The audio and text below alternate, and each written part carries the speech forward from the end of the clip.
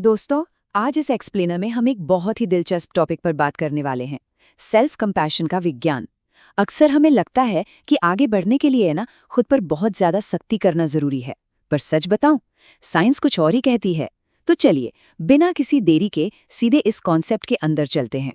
आप सभी ने कभी ना कभी ये जरूर महसूस किया होगा, रात के बज रहे हैं 2, अचानक नींद खुल जाती है, हार्ट बीट तेज हो रही है और अंदर से एक आवाज जोर जोर से हमारी हर छोटी बड़ी गलती और फेलियर का ब्रॉडकास्ट शुरू कर देती है ना?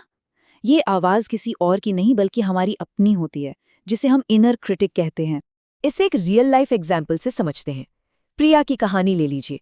एकदम ब्रिलियंट स्टूडेंट, हमेशा अपने स्कूल और कॉलेज की टॉप परफॉर्मर। लेकिन जब कॉर्पोरेट लाइफ में कदम रखा तो सिर्फ एक प्रोजेक्ट फेल होने पर वो बुरी तरह एंग्जाइटी का शिकार हो गई। उसके इनर क्रिटिक ने उसे पूरी तरह से यकीन दिला दिया था कि वो इनकेपेबल है और उसने सबको डिसअपॉइंट किया है। बस इस एक गलती के डर ने उसकी प्रोडक्टिविटी और कॉन्फिडेंस दोनों को बिल्कुल जीरो कर दिया।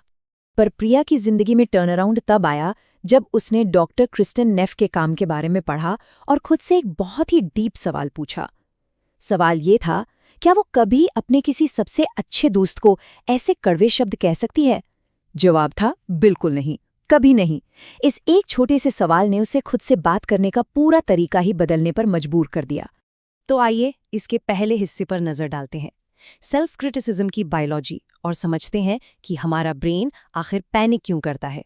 एक्चुअली सेल्फ क्रिटिसिज्म सीधा हमारे ब्रेन के थ्रेट सिस्टम को ऑन कर देता है। ये हमारे एमिगडाला को ट्रिगर करता है और बॉडी को कॉर्टिसोल नाम के स्ट्रेस हार्मोन से भर देता है। मतलब ब्रेन को लिटरली लगने लगता है कि जैसे कोई खतरनाक शेर पीछे पड़ गया हो। तो बेसिकली जब हम खुद को बुरा भला कहते हैं ना, हमारी बॉडी सर्वाइवल मोड में चली जाती है। और अगर ये लंबे समय तक चलता रहे तो इस बायोलॉजिकल पैनिक के बहुत ही गंभीर रिजल्ट्स होते हैं। डिप्रेशन और एंग्जाइटी का बढ़ना, सिवियर बर्नआउट होना और यहाँ तक कि हमारा इम्यून सिस्टम भी कमजोर पड़ने लगता है। लोग अक्सर प्रोक्रेस्टिनेशन यानी काम टालने लगते हैं। तो ये जो मिथ है ना कि खुद को कड़ी बातें बोलने से मोटिवेशन मिलती है, ये उस मिथ को पूरी तरह डीबंक कर देता है। असल में ये हमें सिर्फ अंदर से खोखला कर रहा होता है। सक्सेस की तरफ ले जाने के बजाय ये हार्श इंटरनल एनवायरनमेंट लोगों को एक रूमिनेशन के ट्रैप में फंसा देता है। रूमिनेशन का मतलब है बस अपनी पुरानी गलतियों के बारे में गोल गोल सोचते रहना, लगातार ओवरथिंकिंग करना। इसकी वजह से फेलियर्स के बाद बाउंस बैक करने की कैपेबिलिटी पूरी तरह लिमिट हो जाती है और लोग इंप्रूवमेंट करने के बजाय एक डिमोटिवेशन की साइकिल में अटक कर रह जाते हैं। अब चलते हैं इस ट्रैप से निकलने के साइंटिफिक इलाज की तरफ, यानी डॉक्टर क्रिस्टीन नेफ का फ्रेमवर्क। इस बायोलॉजिकल ट्रैप का सबसे अल्टीमेट एंटीडोट है सेल्फ कंपैशन। ये एक बहुत ही पावरफुल टूल है जो इस ओवर एक्टिव थ्रेट सिस्टम को बिल्कुल शांत कर देता है और जेन्युइन साइकोलॉजिकल रेजिलियंस बिल्ड करता है। इसका कॉन्सेप्ट बड़ा सिंपल सा है।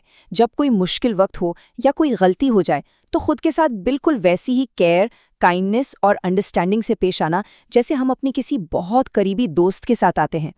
डॉक्टर क्रिस्टन नेफ ने इस कॉन्सेप्ट को 3 बहुत ही इसेंशियल कंपोनेंट्स में बांटा है। पहला है सेल्फ काइंडनेस, जहां हार्शनेस के बजाय हम अपने साथ नरमी से पेश आते हैं। दूसरा है कॉमन ह्यूमैनिटी, यानी ये याद रखना कि हम सब इंसान हैं और सभी से गलतियां होती हैं। और तीसरा माइंडफुलनेस, मतलब अपने इमोशंस को ऑब्जर्व जरूर करना है पर उनमें डूबकर खुद को डुबाना नहीं है। और एक और बात, सेल्फ कंपैशन का मतलब सिर्फ कोई सॉफ्ट होना नहीं है। इसमें एक फियर्स प्रोटेक्टिव एनर्जी भी होती है, बिल्कुल एक ममा बेयर की तरह। ये एक ऐसी एनर्जी है जो प्रोटेक्ट करती है, सही बाउंड्रीज सेट करती है और डीप कंफर्ट भी प्रोवाइड करती है। इसे एक एग्जाम्पल से समझते हैं। सोचिए आप एक भयंकर ट्रैफिक जैम में फंसे हैं। अब लगातार गुस्से में हॉर्न बजाने से रास्ता तो क्लियर होगा नहीं, उल्टा सिर्फ इरिटेशन बढ़ेगी, राइट? ठीक वैसे ही खुद को ब्लेम करने और ओवरथिंकिंग में डूबने से कोई मिस्टेक ठीक नहीं होती। माइंडफुलनेस हमें इस मोमेंट में शांति से सिचुएशन को ऑब्जर्व करना सिखाती है। तो आइए अब हम आगे बढ़ते हैं और देखते हैं इसके सबूत, यानी डेटा हमें इस रेजिलियंस के बारे में क्या बताता है।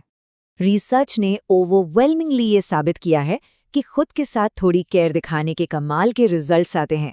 इससे जेन्युइनली एंजाइटी और स्ट्रेस कम होता है, लोगों में हैप्पीनेस और मोटिवेशन बढ़ता है, उनके रिलेशनशिप्स बेहतर होती हैं और एक लर्निंग माइंडसेट डेवलप होता है।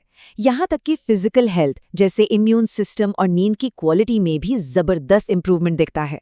इसका रियल लाइफ इम्पैक्ट कितना बड़ा है, ये एक केस से समझिए। एक स्टडी में देखा गया कि जो लोग न्यूली डिवोर्स के दर्द से गुजर रहे थे, उनमें से जिन्होंने सेल्फ कंपैशन प्रैक्टिस किया, उन्होंने अपने सेल्फ क्रिटिकल पेयर्स के मुकाबले नई सिचुएशन में सिर्फ 10 महीने के अंदर खुद को बहुत बेहतर एडजस्ट कर लिया था। सिर्फ 10 महीने में। चलिए अब देखते हैं कि अपने ब्रेन को रीवायर करने के लिए हम डेली कौन सी प्रैक्टिकल एक्सरसाइजेस कर सकते हैं, जिनमें मुश्किल से 5 से 10 मिनट लगते हैं।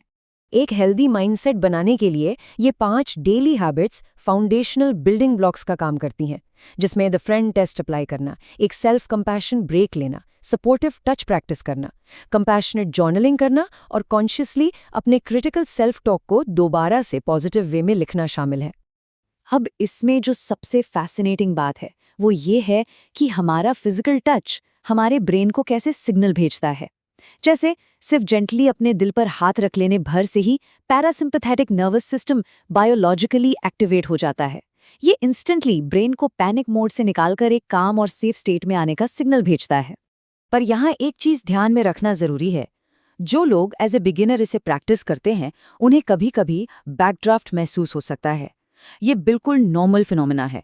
जब माइंड को फाइनली थोड़ा सेफ फील होता है ना, तो पुराना दबाया हुआ इमोशनल दर्द सच्ची हीलिंग से पहले थोड़ी देर के लिए सरफेस पर आ जाता है।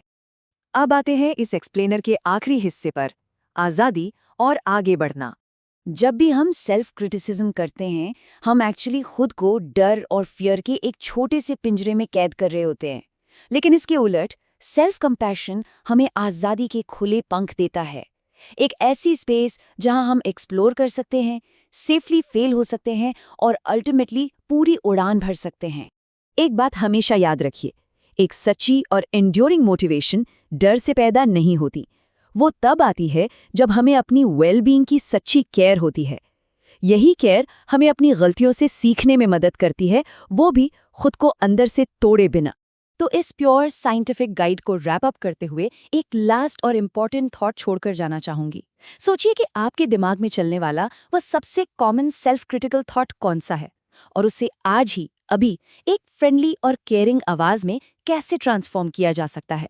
इस एक छोटे से कदम के बारे में जरूर सोचिए, क्योंकि अपनी इनर आवाज को थोड़ी सी काइंडनेस के साथ दोबारा लिखना सच में एक बहुत बड़ी शुरुआत हो सकती है।